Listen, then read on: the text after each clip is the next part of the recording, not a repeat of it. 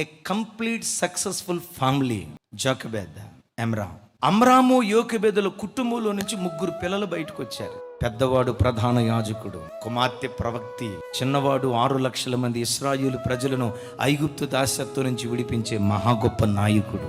అమ్రాము అనగా అనుభవము లేనివాడు అని అర్థం. యోకెబెదు అనగా యెహోవా మహాత్మ్యము గలవాడు అని అర్థం. ఒక తల్లిగా తండ్రిగా ఒక అమ్రాములాగా బ్రతకాలి. ఒక తల్లిగా ప్రభా నేను జీరో అని అన్నావా, హీరోగా దేవుడు నిలబెడతాడు. దేవుని మహాత్మ్యము నీ ఇంటిలో, నీ వ్యక్తిగత జీవితంలో అది ప్రత్యక్షం కావాలి అంటే నాకు ఏ అనుభవం లేదు, దేవుని మీద నువ్వు ఆధారపడితే మహాత్మ్యము కలిగిన మహాదేవుడిగా నీ జీవితంలో ప్రత్యక్షమవుతాడు.